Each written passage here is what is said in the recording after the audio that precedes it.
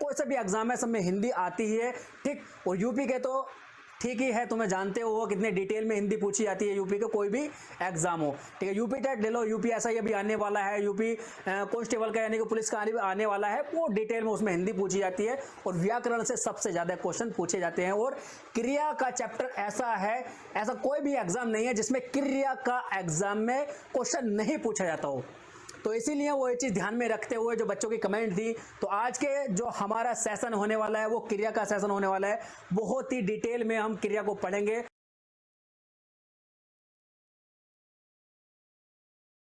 Hello साथियों, welcome to शिक्षा empire. मैं अली एक बार फिर से आप सभी का स्वागत करता हूं आपके अपने परिवार शिक्षा एम्पायर में। तो कैसे हैं आप सभी, जल्दी से कमेंट करें, बताएं। उम्मीद है सब बढ़िया होंगे, मस्त होंगे, स्वस्थ होंगे, अपना और अपनों का बहुत सारा ख्याल रख रहे होंगे। तो साथियों, जैसा कि आप सभी को पता है, क्वेश्चन आंसर की सीरीज जो चल रही थी उसमें हम प्रैक्टिस सेट लगा रहे थे। टॉप 10 क्वेश्चन का जो हमारा जो सेशन चल रहा था, टॉप 10 क्वेश्चन हम कर रहे थे, ठीक है। हर एक क्लास में टॉप 10 क्वेश्चन हम कर रहे थे, किसी में टॉप 5 भी करे हैं हमने। लेकिन उसमें क्या है, कुछ बच्चों की कमेंट आई थी कि सर क्वेश्चन आंसर के साथ में कुछ कंटेंट की क्लास भी चलाई जाए, जिसमें कि ज़्यादा बच्चों को जो कन्फ्यूज़न हो रहा था वो क्रिया वाला जो चैप्टर है हमारा, हिंदी का जो चैप्टर होता है ना क्रिया का, उसमें ज़्यादा कन्फ्यूज़न बच्चों को हो रहा है। देखो, जब तक कंटेंट हमारा क्लियर नहीं होगा, कंटेंट पे हमारी पकड़ अच्छी नहीं होगी, तब तक क्वेश्चन आंसर करने का कोई फायदा नहीं है। प्रैक्टिस चाहे कितनी भी लगा लो, जब तक तुम्हारा कंटेंट पे पकड़ नहीं होगी, देखो जब तक तुम्हारे कंटेंट क्लियर नहीं होगा ना, और तुम प्रैक्टिस सेट लगाया जा रहा हो, तो तुम क्वेश्चन रट सकते हो, बस क्वेश्चन तुम रट सकते हो। अगर उससे थोड़ा सा घुमा के तुमसे सवाल पूछ लिया जाए तो तुम नहीं करोगे। और आजकल तो वैसे भी ट्रेंड चल रहा है कि मतलब कोई भी एग्जाम ले लो, छोटे से छोटा, बड़े से बड़ा, कोई भी एग्जाम ले लो, हर कोई अपना जो पैटर्न है वो चेंज करता जा रहा है। हर एग्जाम में पैटर्न हमारा चेंज हो रहा है, डिटेल में चीजें पूछी जा रही हैं। मतलब अब ऊपरी ऊपरी चीजें पूछने बंद कर दी हैं, जो पुरानी चीजें होती थी वो बंद कर दी गई हैं। अब डिटेल में चीजें पूछी जाती हैं, कोई सा भी एग्जाम तुम उठा के अब देख लो। तो इसका मतलब ये है कि तुम्हें कंटेंट पर पकड़ अच्छी बनानी ही पड़ेगी। जब तक कंटेंट तुम क्लियर नहीं करोगे तब तक कुछ नहीं होने वाला है। तो आज की क्लास में हम वही चीज डिस्कस करने वाले हैं, कंटेंट को बहुत डिटेल में। जो क्रिया का जो हमारा चैप्टर होता है, देखो कोई भी एग्जाम हो, यूपी का तो सारे एग्जाम, ठीक है, यूपी का हर एक एग्जाम में हिंदी तुम्हारी आती है, ठीक है। और बाकी अदर स्टेट में जैसे तुम्हारा रीट हुआ, ठीक है, रीट हुआ जो टीचिंग एग्जाम है, और एमपी टेट हुआ, एच टेट हुआ, अभी बिहार टेट है वो हुआ। तो कोई सा भी एग्जाम है सब में हिंदी आती ही है, ठीक। और यूपी के तो ठीक ही है, तुम्हें जानते हो कितने डिटेल में हिंदी पूछी जाती है यूपी का कोई भी एग्जाम हो, ठीक है। यूपी टेट ले लो, यूपी एसआई अभी आने वाला है, यूपी कांस्टेबल का यानी कि पुलिस का आने वाला है, वो डिटेल में उसमें हिंदी पूछी जाती है और व्याकरण से सबसे ज्यादा क्वेश्चन पूछे जाते हैं। और क्रिया का चैप्टर ऐसा है, ऐसा कोई भी एग्जाम नहीं है जिसमें क्रिया का एग्जाम में क्वेश्चन नहीं पूछा जाता हो। तो इसीलिए वो ये चीज़ ध्यान में रखते हुए जो बच्चों की कमेंट थी, तो आज के जो हमारा सेशन होने वाला है वो क्रिया का सेशन होने वाला है। बहुत ही डिटेल में हम क्रिया को पढ़ेंगे। हो सकता है दो सेशन करने पड़े हमें, क्योंकि बड़ा चैप्टर है, बड़ा टॉपिक है। अगर हो सकेगा तो इसमें कोशिश करेंगे कि आज में हो जाए, लेकिन उसमें हो सकता है 2 सेशन करें, क्योंकि देखो जल्दबाजी हमें नहीं करनी है, हमें डिटेल में चीज़ों को समझना है, क्योंकि बच्चों को इसमें कन्फ्यूज़न हो रहा है, उनकी कमेंट आई है, तो इसीलिए अब इसको पढ़ाया जाएगा, ठीक है। तो बस ईमानदारी से पूरी क्लास को अटेंड करना है, कॉपी पेंसिल जरूर लेके बैठना है, ठीक है, और नोट बनाते हुए चलना है, ठीक। तो ज़्यादा से ज़्यादा अपने दोस्तों के इस क्लास को शेयर करो। इतने शुरू करते हैं आज का सेशन, बहुत मज़ेदार, बहुत बढ़िया होने वाला है। तो ज़्यादा शेयर करो अपने, अभी सभी दोस्तों को शेयर करो। जो बच्चे आज हमसे नए जुड़े हैं उनसे रिक्वेस्ट है कि अपने चैनल को सब्सक्राइब कर रहे हैं और घंटी दबाना बिल्कुल ना भूलें, जिससे कि सारी नोटिफिकेशन तुम्हारे पास तक पहुँचती रहे, ठीक है। बातें बहुत हो गई हैं, बातें ज़्यादा नहीं करनी है, ठीक है। अभी बातें हो गई, बीच में कोई बात नहीं होगी, ठीक। तो शुरू करते हैं आज का सेशन, बहुत बढ़िया सेशन है। देखो यहाँ देखो, ये जो क्लास होने वाली ना आज की यूपी की सभी परीक्षाओं के लिए उपयोगी होगी। उसके साथ में तुम्हारा UP TET, UP SI, RO, ARO, video, all TET, ठीक है। तुम्हारे रीट भी आ जाएगा इसमें, ठीक। और जो तुम्हारा एमपी टेट होता है, मतलब टेट टीचिंग एग्जाम सारे होते हैं जो अदर स्टेट में पूछे जाते हैं, ठीक है। तो शुरू करते हैं। देखो क्रिया का चैप्टर है, बहुत डिटेल में पढ़ने वाले हैं हम, ठीक। आगे देखो जरा, यहाँ देखो, सिम खुल गया है। आज का जो हमारा टॉपिक है वो बहुत ही शानदार होने वाला है। क्या है टॉपिक है हमारा क्रिया, ठीक है। बिल्कुल डिटेल में पढ़ेंगे, जल्दबाजी नहीं करनी है, ठीक है। परेशान मत होना, बहुत धीरे से पढ़ते हुए चलेंगे, चाहे एक की जगह 2 हो जाए, 2 की जगह 3 सेशन हमें लेने पड़े, लेकिन डिटेल में पढ़ेंगे, ठीक। बिल्कुल क्लियर कर देना है इसको। जो हमारा क्रिया है, क्रिया मतलब ऐसा समझ लो दोबारा पढ़ने की जरूरत नहीं पड़ने वाली, अगर इस तरह से तुमने डिटेल में इसको पढ़ लिया है तो, ठीक है। देखो इसमें क्या होता है, क्रिया है क्या, पहले तो हम जानते हैं क्रिया होता क्या है, उसके भाग, उसके भेद, ठीक है, वो कहाँ कहाँ यूज होती है, वो तो बात की चीज है। पहले हमें ये पता होना चाहिए कि क्रिया होती क्या है, क्रिया क्या होती है, ये हमें सबसे ज्यादा पहले पता होना चाहिए, ठीक है। सबसे पहले हमें यही पता होना चाहिए, तो उसके बारे में थोड़ा सा जानते हैं क्या होती है। देखो जो शब्द, क्रिया क्या है, शब्द ही है, जो भी क्रिया है वो शब्द ही है, ठीक है। कोई भी मतलब वाक्य में तुम्हारा कुछ भी आ रहा है वो शब्द ही, मतलब अलग अलग है तो वो शब्द ही है, ठीक है।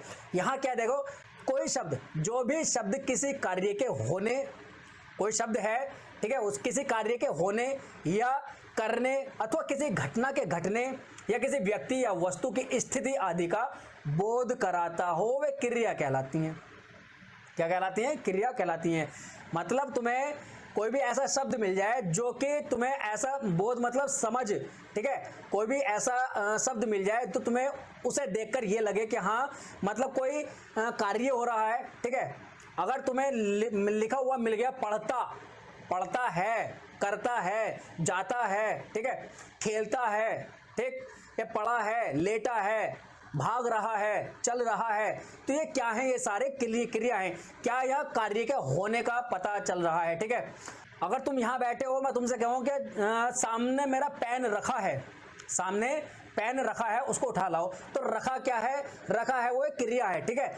यहाँ क्या है, देखो यहाँ जो हुआ ना ये रखा है, क्या बता रहा है, यहाँ किसी की स्थिति को बता रहा है, वस्तु की स्थिति को बता रहा है, ठीक है। रखा है या उधर रखा है या उधर रखा है, दूसरे कमरे में रखा है, ठीक है। इस तरह से क्या है, ये सारी वस्तु की क्रियाएं बता रही हैं, मतलब स्थिति बता रहे हैं, ठीक है।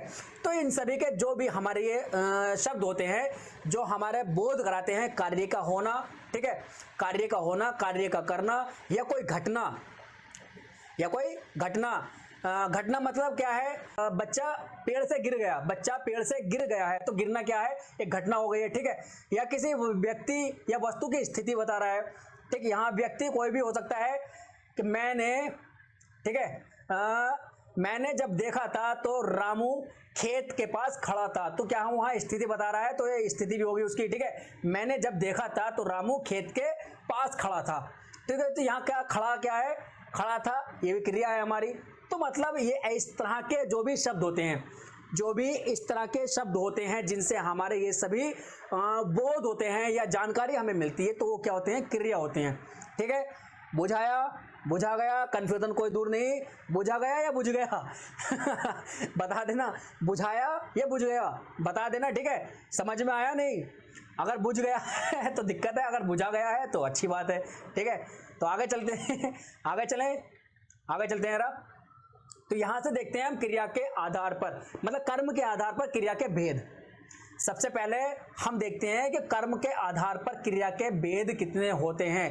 कर्म के आधार पर कितने होते हैं, 2 होते हैं, अकर्मक क्रिया और सकर्मक क्रिया। सबसे ज्यादा कंफ्यूज करने वाली चीजें होती हैं, सबसे ज्यादा पूछी भी जाती है ये, अकर्मक क्रिया क्या है, सकर्मक क्रिया क्या है। मतलब हर एग्जाम में, कोई भी एग्जाम ऐसा नहीं बचता जिसमें तुम्हें ये नहीं पूछा हो कि अकर्मक क्रिया क्या है, सकर्मक क्रिया क्या है। हर एक एग्जाम में तुम्हें ये सब देखने को मिल जाएगा। तो सबसे पहले हम इसी को देखते हैं कि कर्म के आधार पर, पहले तुमसे ये पूछेगा कि कर्म के आधार पर क्रिया के कितने भेद होते हैं। सबसे पहला क्वेश्चन तो यही बनना है, क्या बनना है कि कर्म के आधार पर क्रिया के भेद कितने होते हैं।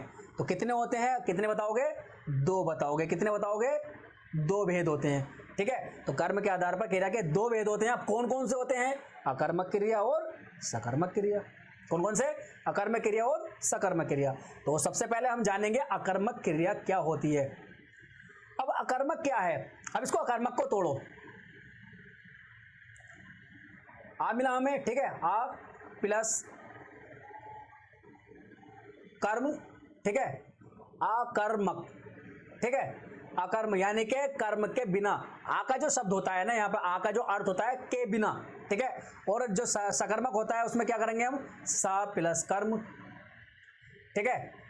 अब इसमें क्या है देखो, सा का होता है सहित, के सहित, और अकर्मक का मतलब, और आ का जो मतलब होता है वो होता है के बिना।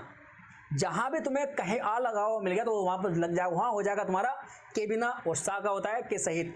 कहते हैं ना, जब कभी तुम्हारे घर में कार्ड आता होगा ना शादी का शादी का कार्ड आता होगा, दावत के लिए निमंत्रण आता है, तो उसमें क्या लिखा होता है, सपरिवार। ठीक है, सपरिवार। ठीक है, तो सपरिवार का मतलब परिवार के सहित।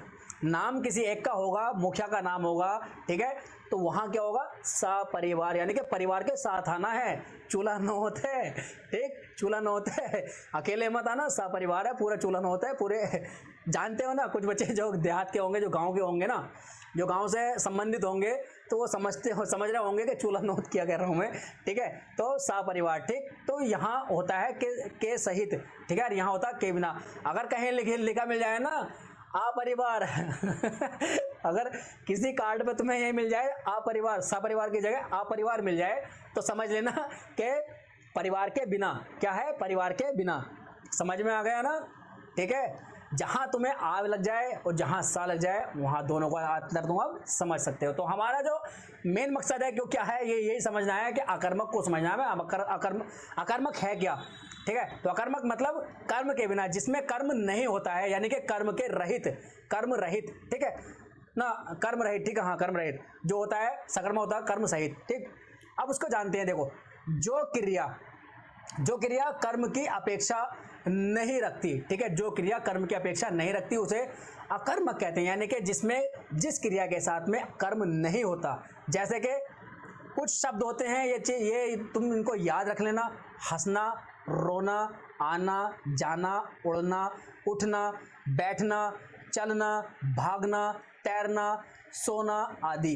ये सब क्या है, ये हमारे जहां भी तुम्हें देखने को मिल जाए, अगर तुम इनको याद रख लोगे ना, तो सेकंडों में तुम्हें आंसर मिल जाएगा। अब देखो, सोना क्या है, सोना अकर्मक क्रिया है। कैसे सोना है, कभी कहीं तुम्हें ये देखो, यहाँ देखो एग्जांपल है इसका, बालक सो रहा है, बालक सो रहा है। अब इसमें एक ट्रिक और है, इसकी एक ट्रिक और है। कहीं भी तुम्हें अगर अकर्मक समकर्मक देखने को मिले, तो उस वाक्य में जो तुमसे वाक्य पूछा है, जैसे कि यहां पूछा है ना, बालक सो रहा है, इस वाक्य में अकर्मक कौन सी क्रिया है, अकर्मक क्रिया है या सकर्मक क्रिया है। तो यहां तुम एक ट्रिक लगा लेना, उस वाक्य के पीछे क्या और किसको। अब दो चीज हैं जो सोना है, यहां लगाओ क्या सोता है। ठीक है, बालक सो रहा है, क्या सो रहा है, बालक क्या सो रहा है, बालक किसको सो रहा है। तो यहां तुम्हें आंसर नहीं मिलेगा। अभी तुम्हें कंफ्यूजन होगा, जब मैं इसी ट्रिक को सकर्मक पर लगाकर दिखाऊंगा ना तुम्हें, तो बहुत अच्छे से क्लियर हो जाएगा। यहां थोड़ा सा कंफ्यूजन हो रहा होगा, समझ सकता हूं मैं, लेकिन जब मैं इसी ट्रिक को सकर्मक के साथ में लगाऊंगा तो तुम समझ सकते हो। बस इसको यहां देखो कि मतलब बालक क्या सो रहा है, बालक किसको सो रहा है। तो यहां कोई भी आंसर तुम्हें नहीं मिल रहा है। ठीक है, यहां कोई भी आंसर नहीं मिल रहा है। तो यहां क्या है, देखो कर्ता, यहां कर्ता है और यहां क्रिया है, तो यहां मतलब तुम्हें मतलब सो रहा है, और यहां पर तुम्हें कर्म कहीं देखने को मिल ही नहीं रहा है, इस वाक्य में कर्म नहीं है। मोर नाचता है, अब मोर क्या नाचता है, मोर क्या नाचता है, आंसर नहीं मिलेगा कि क्या नाचता है। मोर किसको नाचता है, मोर किसी को नहीं नाचता है, मोर ये तो यार स्वाभाविक है। ठीक है, तो यहां भी तुम्हें कर्म नहीं देखने को मिलेगा। तो ये क्या है, अकर्मक क्रियाएं हैं। ठीक है, थोड़ा सा कंफ्यूजन होगा, अभी रुक जाओ 2 मिनट, बस 2 मिनट रुक जाओ, थोड़ा सा कंफ्यूजन होगा, मैं समझ रहा हूं, उसको मैं क्लियर करता हूं। देखो, अब चाहते हैं सकर्मक क्रिया पे, क्योंकि यहां थोड़ा सा पीपीटी में आगे पीछे हो गया, पहले सकर्मक मुझे पढ़ाना चाहिए था। ठीक है, कोई बात नहीं, अब समझ लो। तो सकर्मक क्रिया क्या है, सकर्मक मतलब साथ, सहित, सा यानी कि कर्म के सहित जिन क्रियाओं में कर्म होता है। यहां देखो, सा प्लस कर्म, वे क्रियाएं जिनमें कर्म पाया जाता है अथवा कर्म की अपेक्षा होती है, सकर्मक क्रियाएं कहलाती हैं। ठीक, इन क्रियाओं का सीधा प्रभाव कर्म पर पड़ता है, इन क्रियाओं का सीधा प्रभाव कर्म पर पड़ता है। अब कर्म पर कैसे पड़ता है, राजू आम खाता है, यहां लिखा है राजू आम खाता है। अब यहां आम खाता है, ये तो हो गई क्रिया। ठीक है, अब राजू हो गया हमारा क्या, ये हो गया कर्ता, राजू कर्ता हो गया। और आम जो है, आम क्या है, आम है हमारा कर्म। तो यहां हमारा कर्म देखने को मिल रहा है। अब यहां क्या था, इन क्रियाओं का सीधा प्रभाव किस पर पड़ता है, किस पर पड़ता है, कर्म पर पड़ता है। यानी कि राजू अगर आम को खाएगा तो प्रभाव किस पे पड़ेगा, आम पर ही पड़ेगा। घटेगा कौन, आम घटेगा। खत्म कौन होगा, आम खत्म होगा। ठीक है, ठीक।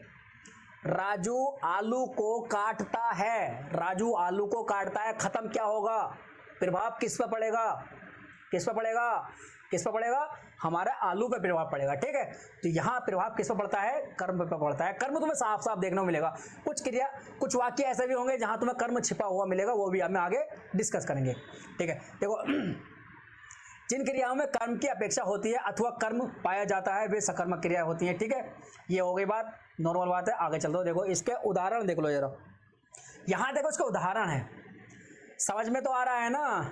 ठीक है, बाउंस तो नहीं जा रहा, बुझा रहा है या बुझ रहा है, बता देना। ठीक है, कोशिश तो यही करिए आगे कि ज्यादा से ज्यादा बेहतर से बेहतर तरीके से तुम्हारे समझ में आ जाए। ठीक, तो यहाँ इसके एग्जाम्पल है खाना पीना, पढ़ना, बनाना, काटना, बोना, लिखना, धोना, सुखाना और भरना आदि। ये सब क्या है, ये हमारी सकर्मक क्रिया है। ठीक है, अब यहाँ देखो अनिल फल काट रहा है, मैंने कहा था ना कि आलू काट रहा है।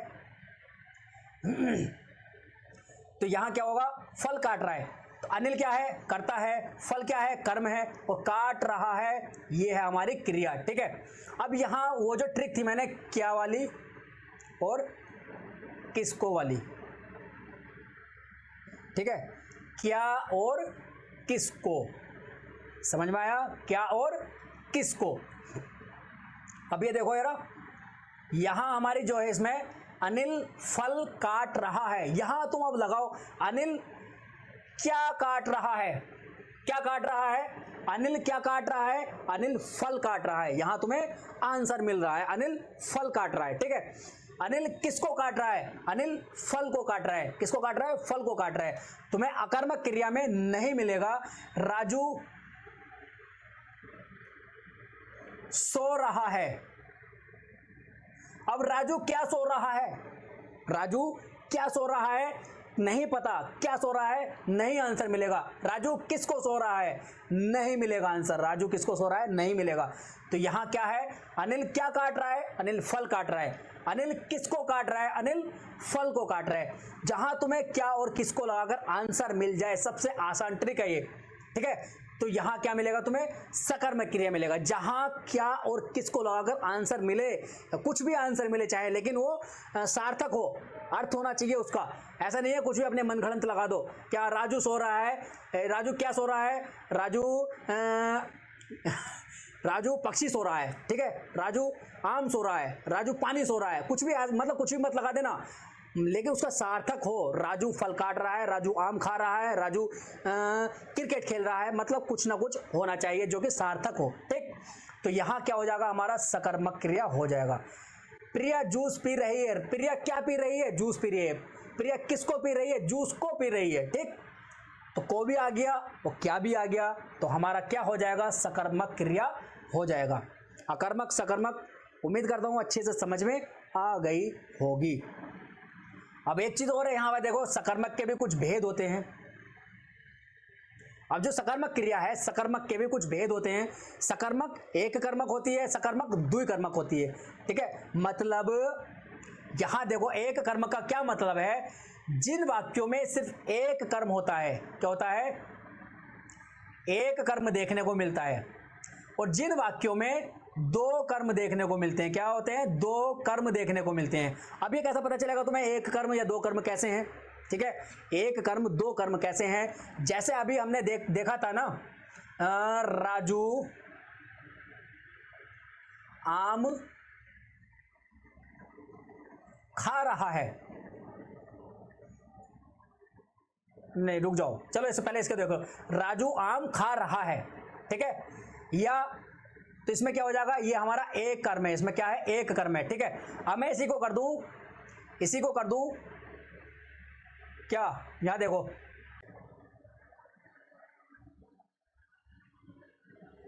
दादी जी बच्चों को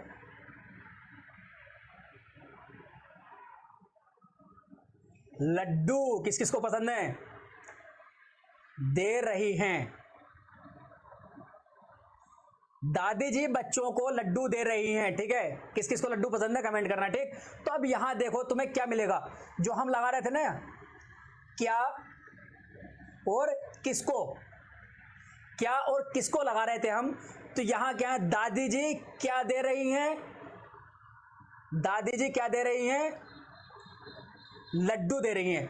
और दादी जी किसको दे रही हैं, दादी जी किसको दे रही हैं, बच्चों को दे रही हैं।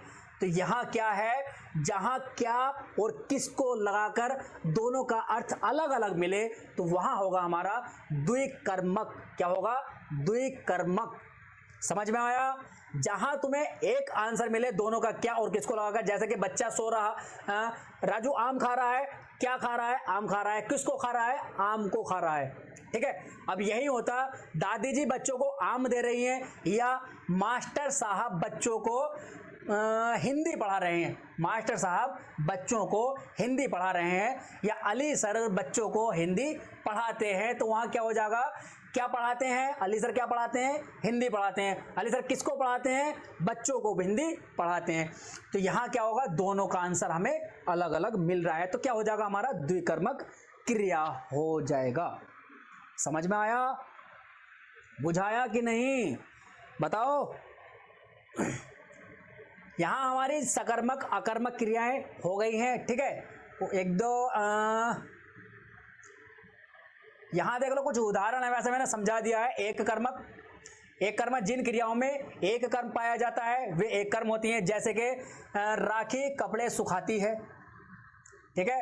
राखी कपड़े सुखाती है तो क्या हो जाएगा, हमारा एक कर्म हो जाता है। राखी क्या सुखाती है, कपड़े सुखाती है। राखी किसको सुखाती है, कपड़े को सुखाती है। क्या राखी क्या सुखाती है, कपड़े सुखाती है, ठीक है। और मुकुंद फूल तोड़ रहा है, मुकुंद क्या तोड़ रहा है, फूल तोड़ रहा है, ठीक है। किसको तोड़ रहा है, फूल को तोड़ रहा है, ठीक। अब यहां देखो आगे चलेंगे, जब हम द्विकर्मक में चलेंगे, अब द्विकर्मक में क्या होगा, जिन क्रियाओं में दो कर्म पाए जाते हैं।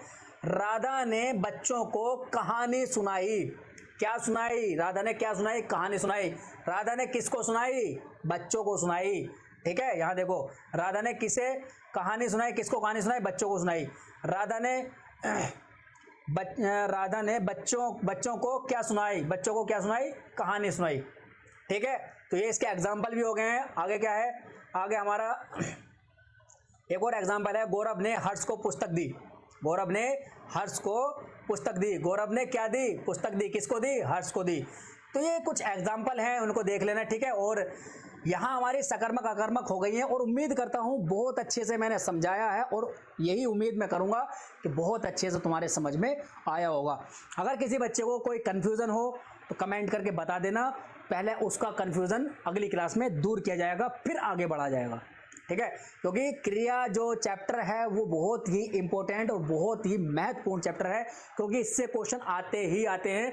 इसको स्किप बिल्कुल नहीं करना है, इसको बिल्कुल भी स्किप नहीं कर सकता, मैं भी नहीं करूँगा और तुम्हें भी नहीं करना है। मेरा उद्देश्य, देखो पढ़ाने का उद्देश्य तभी कंप्लीट होता है, तभी पूरा होता है जब तक हर एक बच्चे को समझ में आ जाए। ऐसा नहीं है कि अगर 20 बच्चे मेरी क्लास में बैठे हो तो 10 को समझ आ रहा है, 10 को नहीं आ रहा है और मेरा काम हो गया, ऐसा नहीं।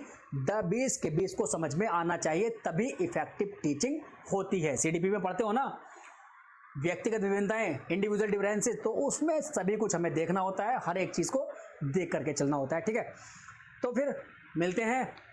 और हाँ, क्लास कैसी लगी कमेंट करके जरूर बताना यार, क्योंकि बहुत मेहनत लग रही है और तुम्हारे लिए कंटेंट इतने प्यार से, इतने डिटेल में पढ़ाया जा रहा है।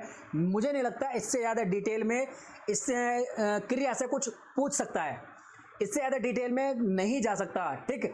क्योंकि अगर तुमने पूरी ईमानदारी के साथ में क्रिया यहाँ डिटेल में पढ़ ली तो तुम्हें दोबारा पढ़ने की ज़रूरत नहीं होगी, इतना मैं दावे के साथ में कह सकता हूँ, ठीक। वो क्यों कह सकता हूँ, क्योंकि मुझे पता है, अनुभव है, ठीक। क्योंकि हमने भी एग्ज़ाम दिया है, जो ट्यूपी-टेट होता है 30 नंबर की हिंदी आती है और 30 में से 30 हम लेकर आए हैं। हवाई फायरिंग नहीं कर रहा हूँ, ठीक है। आते हैं, तुम्हारे भी आएंगे, इंसानों के ही आते हैं, ठीक है। इसी गोला पे जो होते हैं उसी के आते हैं। तो कोई बाहर से पीके के गोला से आकर के कोई बच्चे नहीं होते जो 30 में से 30 लाते हैं, या फिर मतलब 30 में 30 या 100% 100 लाते हैं, वो इसी गोला के होते हैं। बस थोड़ी सी मेहनत चाहिए, थोड़ा सा स्मार्ट वर्क चाहिए, थोड़ा सा सही डायरेक्शन में मेहनत चाहिए। मेहनत तो सभी करते हैं लेकिन सही डायरेक्शन में चाहिए, ठीक है। बस मेहनत करते रहो और मिलते हैं अगले सेशन में एक नई एनर्जी के साथ। इसी टॉपिक को आगे बढ़ाते हुए चलेंगे। तो तब तक के लिए हंसते रहें, मुस्कुराते रहें, अपना और अपनों का बहुत सारा ख्याल रखें। धन्यवाद, टेक केयर, बाय, जय हिंद।